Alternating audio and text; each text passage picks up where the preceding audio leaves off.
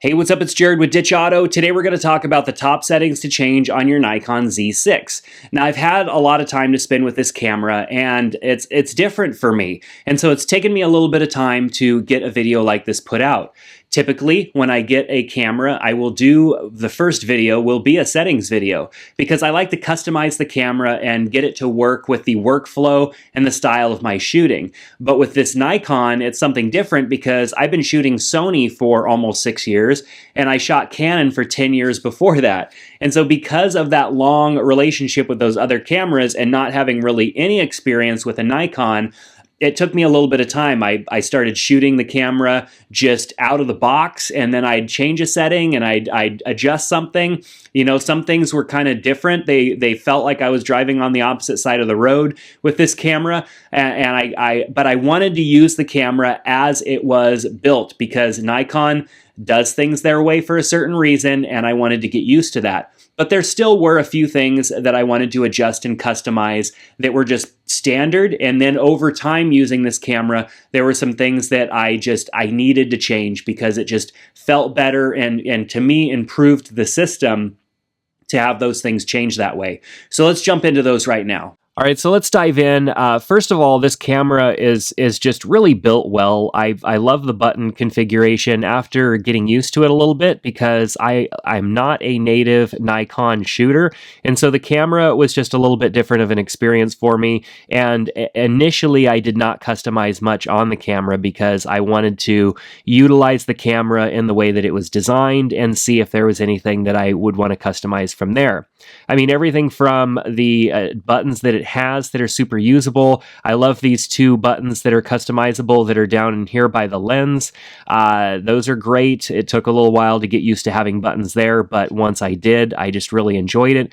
And then just the rest of the button layout on the camera seems to work pretty well for me. And lately I have been kind of diving into additional Nikon cameras. I have some videos coming out soon on those cameras, and I just really like what Nikon has done with this system. It's like they still wanted to be very Nikon-esque, but they also didn't want it to be something that people coming from Sony or coming from Canon would totally get lost in.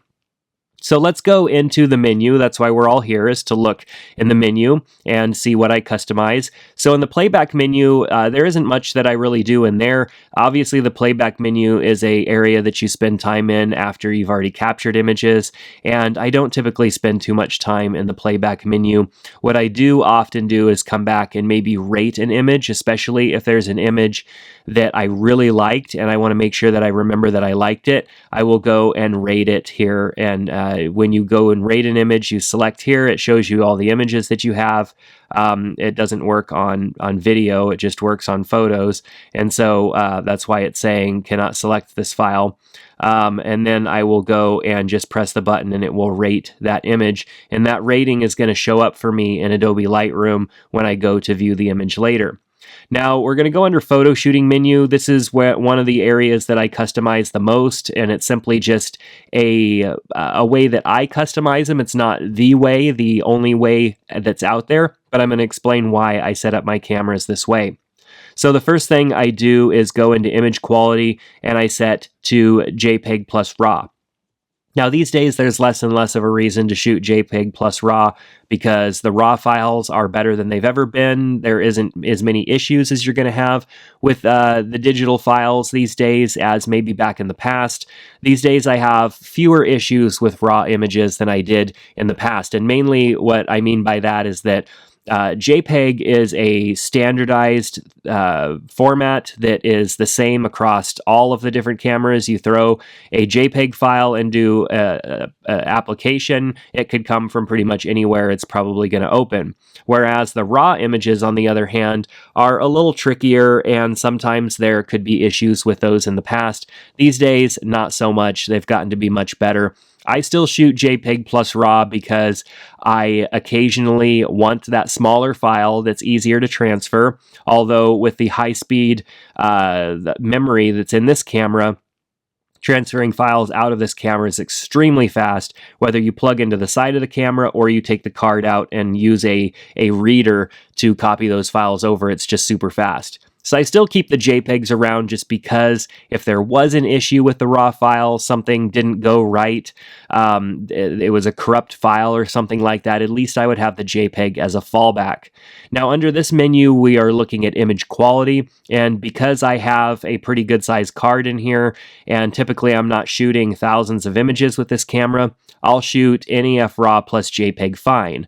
But sometimes I'll come down and switch it to JPEG normal just because maybe I don't need as high quality or I don't want as high quality of a JPEG. And so depending on what you're wanting, you might choose that option. But if you don't want JPEGs at all, you can come down and choose just RAW, and then you can also come down and choose just JPEG only. Now, the main reason that I choose RAW images is because I want that additional flexibility with the image.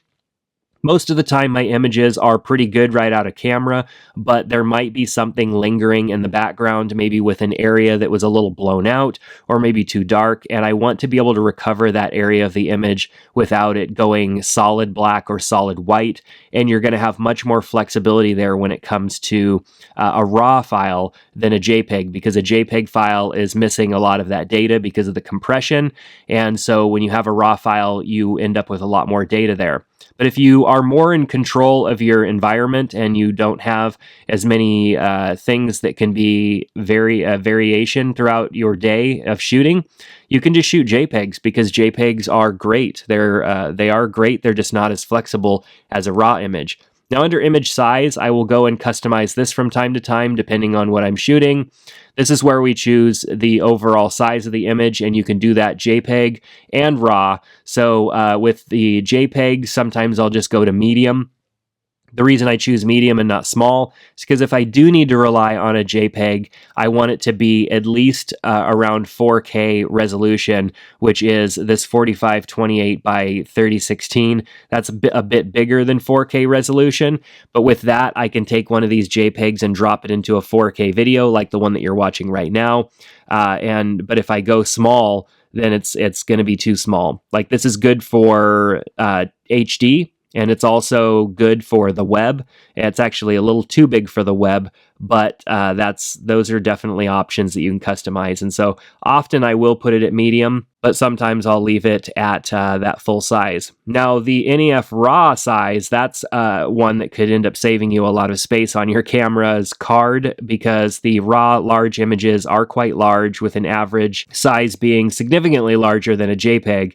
And so if you don't need that large size like this 6048 by 4024, which is the 24.3 megapixel image, you can go down to a medium or even a small, and you're still going to get all of that RAW flexibility. You're just going to get a smaller overall image, which is good for storage purposes. And if you don't need that higher resolution image, then there's no point in capturing it in the first place. However, if you're like me, you shoot the large size because you want to future-proof.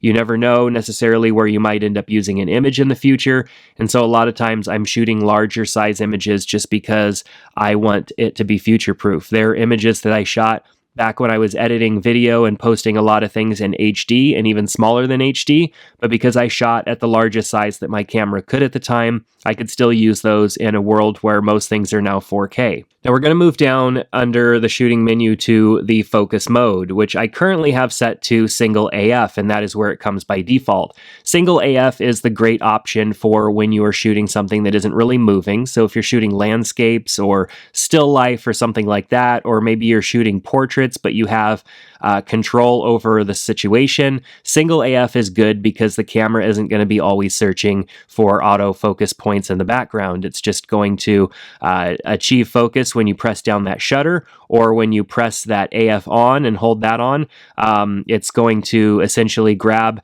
and it's not going to continuously search. Now, of course, if you're just using back button focus, which is something I'll talk about in another video, back button focus is where you disable the focus option of the shutter and make the AF on button be the only way to activate focus. Then you're kind of in continuous AF when you're holding that AF on button down anyways. But without going down too big of a rabbit hole there, the reason that you would shoot in single AF is because you only need the camera to achieve autofocus and you don't want it continuously searching. Whereas if you're shooting action, you definitely want to go with that continuous AF so that the camera is kind of following around and keeping your shot in focus, because if something is moving towards you or away from you and you're in single AF and you have that shutter button pressed down a little bit, the camera has already achieved focus once and it's not going to try again. Whereas continuous AF, as long as AF is activated by pressing the shutter button down partway or holding the AF on button, you're going to have the camera continuously making sure that that subject or whatever it is being focused upon until you press the shutter down the rest of the way to take the picture. Now, I also customize the AF area mode, which I have set to single point right now. By default, it comes to auto area AF, which is down at the bottom, and that gives the camera the full opportunity to use any of the focus points across the screen to achieve focus. Now, the reason that I like using single point AF, even though we do live in a time where we have eye autofocus and all that good stuff, is that I like to control the situation with where the focus point is going to be. So right now, if we go look at the camera, you can see I have this focus point and I can tap on the screen and move it around, or I can also use the joystick to move it around. And then I can also hit the OK button to center it. And so if I'm up here, hit the OK button and it centers it right back in the middle. Now, the reason that I use this option is partially because I'm a control freak, but also because the camera doesn't always get it right. So if I have a situation where I'm shooting like something and I want the camera to maintain focus on that object, whether it be a person or a thing or an object, but there's stuff going on in the background, sometimes the camera prioritizes that thing in the background. I mean, it's a camera, it's doing a lot of math, it's trying to figure out what I want, but it doesn't read my mind. And so unless I take total control, the camera may focus on something else. And there have been so many situations where the camera has focused on something else. I was waiting for my shot, and I go and press down the shutter and the camera decides to focus on the person next to the person that I was trying to make the main subject in the image. And that's just super frustrating. I don't want to have to take the same photo over and over again. Chances are, in a candid situation, I will have missed that opportunity. How many times have you went to take a picture of someone in a certain situation that is not repeatable, and you miss it because the camera decides to focus on someone else? At least here, by doing this, I can set the autofocus point to wherever I want. A lot of times it's on one of the kind of cross intersections of the rule of thirds, and so I might set it to right here and put that autofocus point right over the eye that is closest to the camera of my subject. And that way I know that the camera is always going to focus in the right place. Now, eye autofocus still works in this opportunity here. You actually have to disable that in order for it to not. And so eye autofocus will override this, but it helps with the camera making choices on where to autofocus. With eye autofocus enabled on the camera and this selected point focus, even if there's some eyes over here, I haven't yet had the camera like decide to focus over there when my autofocus point is over here. So it's kind of weird, and I'm still, I've been playing with so many different cameras lately and each one of them is different, and then the firmwares have been getting updated quite often, and so things change a little bit, but right now that's the way that I shoot, and it gives me the most control to where I don't end up accidentally getting shots that are out of focus. Now, this camera is set up really well for shooting video. You simply have this quick toggle here just to go into video mode, and one of the things that I love about this camera is that it remembers its settings for photo and video. So typically when we're shooting photo, we have certain settings, like I know for me, I often try to shoot at 1/200th of a second, and I can adjust my aperture to where I want it to be, and I can adjust my ISO to where I want it to be. But if I'm shooting video, I want to be shooting maybe at 1/60th of a second, and that's going to require a different aperture and a different ISO depending on the scene. And if I have to continuously change that, because whenever I go from video to photo mode, which Sony is that way, it's kind of a pain. And so what's really nice about this camera is that it remembers those settings, and it makes it very easy for me to shoot video on this camera. And so I've been shooting a lot of video on this camera. So the settings that I change here is the frame size and frame rate. I shoot at 4K 30p. Because I'm shooting most of my videos at 4K, and that is the highest setting that you can get in 4K. Of course, I can go down to 25 or 24p, but I edit my videos in 24p, and if I want to slow down my footage, like slow-mo a little bit, at least if I'm shooting at 30p, I have a few frames to work with. It's not nearly as good as the 1080 options, the standard HD options here, which go all the way up to 120p.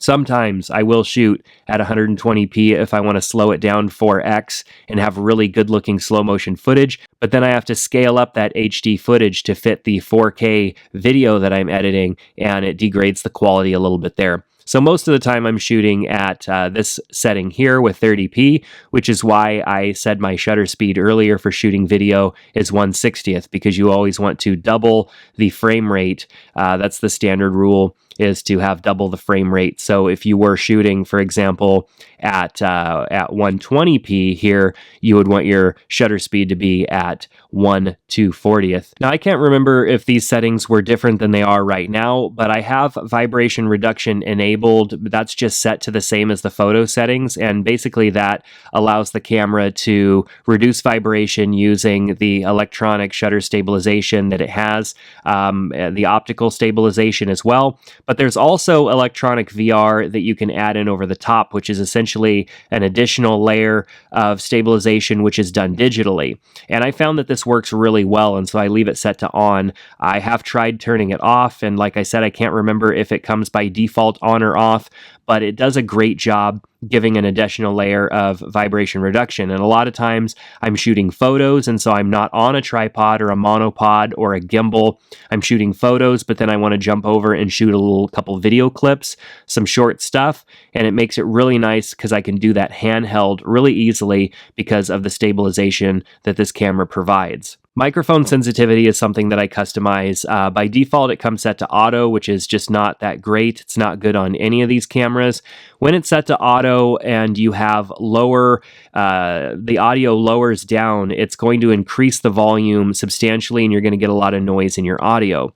Now, I would prefer to adjust this off of camera if possible, but setting it to manual, we can also go and just set the levels here between 1 and 20. As you can see, it's actually picking up my voice now, and as I increase this number, it gets hotter, and as I decrease this number, it goes down as well. And this also affects if you have a microphone plugged in to the camera, which all the time I'm shooting with a microphone. These days, I'm shooting quite often with the Deity here, this Deity mic, which, sorry, it's not in focus, but it has adjustable audio right here on the microphone itself, which means I'm not having to dip into the camera. I just find a nice setting from within the camera, which usually is where it was at, which is 12, and then I can go and customize that based on my scenario and my situation, how noisy it is, right on the microphone itself with that Deity mic. And one of the things this camera definitely has over a lot of the others is just all of the customization that you can do here in the custom settings menu. So I'm not going to talk too much about these because they're more advanced settings here, and a lot of them I didn't even customize myself, but there is a lot of customization here with the way that autofocus is handled with the camera, whether you want AF activation to be shutter on, or if you want it to be AF on only, which essentially means if it's set to AF on only, pressing down the shutter button partially is not going to activate autofocus. It's only going to activate when you use the AF on button on the back. That essentially is how you activate back button focus. And I was going to make a video about that, and I may not now that I showed you how to do that. So a lot of times, depending on what I'm shooting, I will shoot with AF on only, especially if I'm shooting a wedding or an event where I'm typically waiting for a shot to happen because something is the situation. I kind of know what to expect. For example, with a wedding, if I'm waiting for that kiss right after the ceremony is about to end, or if I'm waiting for a special moment in the reception, I don't want the camera constantly looking around, and especially if I have my shot situated and framed up, and I have to press the shutter button down again, I don't want the camera searching around for autofocus again. And if I have that happen, sometimes if it picks the wrong spot or something isn't set right, then I lose the opportunity for that shot. So a lot of times I will have AF set to AF on only, but I like the fact that it's easy for me just to come and go right back to shutter, because if I'm just shooting for fun, I'm shooting in most other situations, I don't necessarily need to rely on back button only because the autofocus is so good. And like I said, I talked about earlier with being able to select my autofocus point, I do that. And so because I can do that on this camera, I don't have to rely so much on using back button focus, because I can control so much of the way things are focusing, even with the shutter. So there's also a lot of other customization with metering, the timers, auto exposure lock, shooting and display, bracketing. But under controls, there are some things that you might want to customize. So from the custom I menu here, which is the letter I, this nice button right here, you can customize that. And if you just leave it set to where it's at, when you press this button, it's going to give you this menu, and it's gonna be where you left off. So if you were over here under set picture control, and that was the last thing that you went and customized, when you come back, it's going to be right there where you left off. However, I am typically making my changes to the AF area mode, which this AF area mode is what we talked about earlier, going from single point AF to dynamic or wide area or auto area AF. This is the fast way to make that change that I showed you earlier in the menu. So with that menu being customizable under controls and then custom the I menu here, I can go and set this to something if I wanted. Like I can go and set it to the focus mode right here, or I can come in and I can change that to something else. So if I didn't want one of those settings to be there, I forget every time you press the menu, it takes you all the way back to the edge, which is kind of annoying. I need to remember to just press left to get back. So under that customize the eye menu, if there's one of these that I don't use, like maybe for example, I'm never going to change my metering, or I'm never going to change active delighting, I can go and set that to something totally different.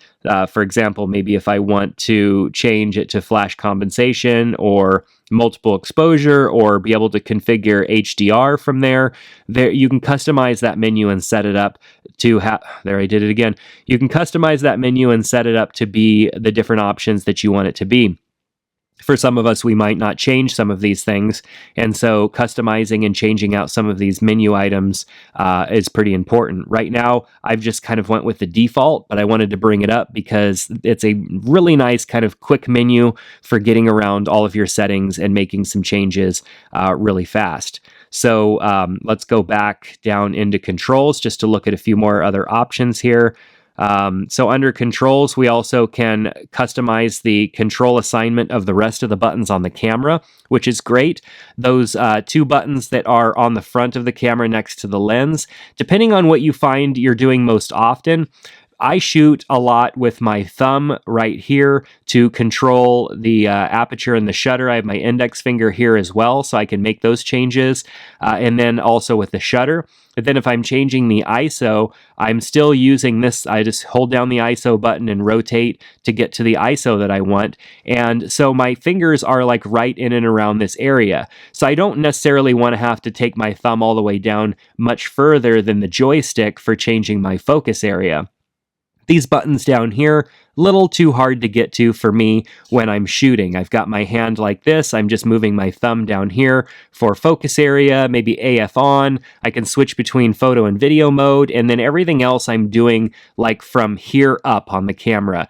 And so by changing out the functionality of these two buttons on the front, it's very easy for me just to kind of reach in there with my finger and tap one of those buttons to make another adjustment. And so you can customize those to do what's most important to you. For example, if white balance is something that you're not changing quite often, you can go and maybe change this to something else, like changing your metering modes or changing it to even enable HDR, which we can get to from this menu.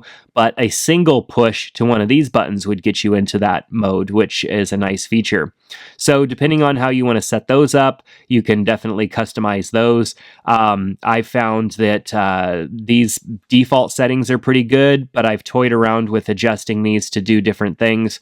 For example, it did take me a little getting used to adjust the ISO by holding down a button and then rotating the dial. I customize my camera, my Sony cameras, to operate a little bit differently. And so I've kind of played around with these different settings just to see what I can achieve and see if I can make the experience of the camera just fit my shooting style a little bit more. But I'm not afraid to adapt a little bit as well. So you can see here that there are just tons and tons of options that you can customize these to, and that just really makes using this Z6 camera just a joy, because so many customizable settings there.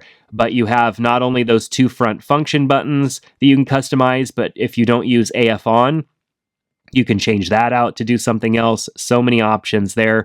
You can customize that too. You also have your selector here. So your joystick, essentially, as I've been referring to it. If you're not using it for moving that AF point around, you can change that to do something else. And what's cool about that is you can also just set it to same as the multi-selector, because maybe you just want it to be, you don't want to reach all the way down here. You want this to mirror that. So that's something that you can also do, which is, not the way that I use it, but it's definitely something that works, because that joystick is a lot higher than here. As I said earlier, the way I use my camera, I don't want to have to contort my thumb all the way to the bottom of the camera. So you can also come and customize these other settings. I won't go through too many of them here. The lens ring control, or the aperture ring, depending on the lens that you're using, some of these are customizable, some of them are not. If you don't have a lens that has an additional third ring, so you can see we have our zoom here, we have our focus out here, and then this is a digital aperture ring, which can also be configured to do other things. So there are other buttons that you can configure, and they're really good at labeling here. So that OK button, you can customize that. The shutter speed and aperture lock button, you can customize that as well. We've got customized command dials you can change. We can also reverse the rotation. I can't remember if I made the comment about using a Nikon feeling like driving on the opposite side of the road, but sometimes if you are so used to something going a certain way, you might want to change it. For those of you that are Mac users, if you remember when they changed the direction of the way things scroll to be more like a phone, it broke some of our brains and we needed to go and customize those things. So I really do just love how customizable all of this stuff is. And you can even customize some of these things for when you're in movie mode as well. So customizing the I menu for when you're in movie, there's different things that you might want to use for when you're in movie mode. And so you can customize that button specifically for that as well, which is just great how customizable this camera is. All right, so now we're going to look at the main setup menu here, and the setup menu is not something that I really had to customize too much. A lot of these settings worked out really well for me out of the box, but there are a few things that I changed. So I'm just kind of slowly going through this so you can see all the different options here. Some of these are like clean image sensor. These are things that you might use from time to time. They're not really settings so much as they are functions. But one of the things that I did do is customize the copyright information. I wanted the image copyright to be written to the file as it was shot. Of course, I can do this when I import my images into Adobe Lightroom, but I wanted them to be that way out of the camera because there are situations where I take my image and I either upload it straight to like a social media or to the internet or something like that. But then I also at times do shoot and then dump my cards and somebody else handles all of the editing. And when that's the case, I definitely want to have the copyright there just in case. And so I throw that in there so that it's written to the file ahead of time. I think that's very important, especially if you are more of a hobbyist, you take pictures of your kids and stuff like that. You want that copyright in there because if somebody uses your image and there's no copyright on the image, then it's hearsay. They can, you have to prove that you took the image, and it's a lot harder to do that without that information already written to the file. I also turn off the beep on the camera. I just turn it off completely, even though it is a little customizable, like for touch controls only or something like that. I just flat out don't want it there at all. There are so many different feedbacks that your camera will give you as far as when you achieve focus and stuff like that. I don't need it to beep at me. And a lot of times I'm shooting in situations where I don't want the beep to be a distraction. And so I turn that off, especially you're shooting your kids or weddings or anything like that. Whenever people hear the camera beep, they instantly break character and look to see what is going on.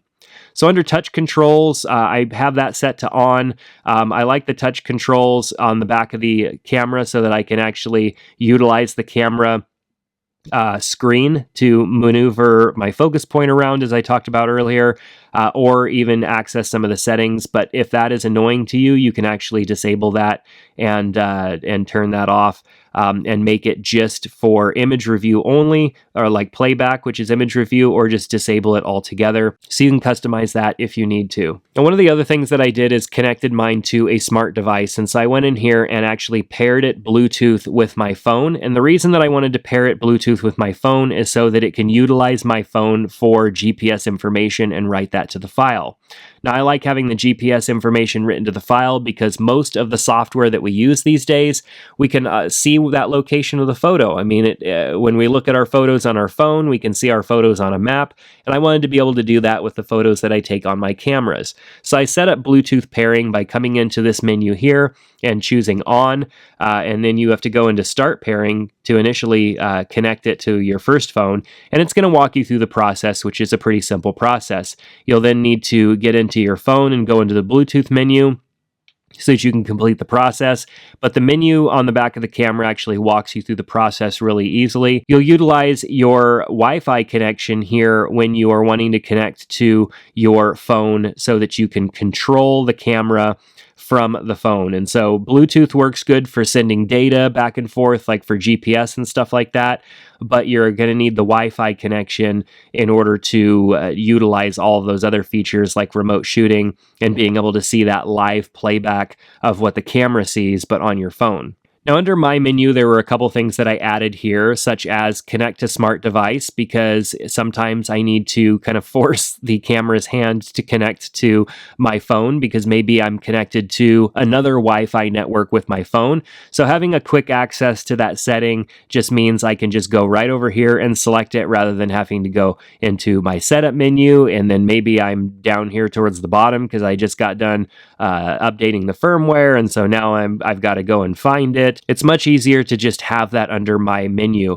Also with interval timer shooting. So if you're shooting time lapses with the camera, I found it much easier for me just to put it here because the menus on this Nikon are great, but I mean, they're long. And so sometimes if you can't remember exactly where something is, or you don't want to have to remember exactly where it is, you can just add your favorite things to your menu here. And so with interval timing, it makes it easy for me just to go right in there.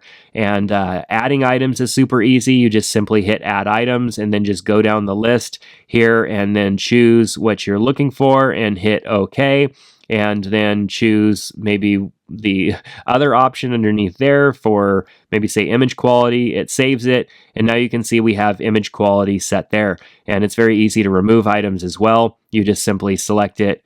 And so select remove items and then select it like that and then hit OK and then hit OK again and it removes it from your menu. So you can also choose whether or not you want it to be my menu, which is things that you can add to the menu like I just did, or you can choose recent settings, and under recent settings, it's actually just going to show any recent settings that you've recently changed here instead. So if we go and make a change to say the VR reduction and we put it on off instead, and then we come back to here, you can see that it's showing up under recent settings. So this is kind of a quick recall area, like a history, and so that's kind of nice, especially if you're kind of jumping around and trying to make changes to the camera just to see what happens, but then you forget where you were. I like this feature for that, but most of the time I'm under my menu so that I can have quick access to some of those settings that I want to change on the fly most often.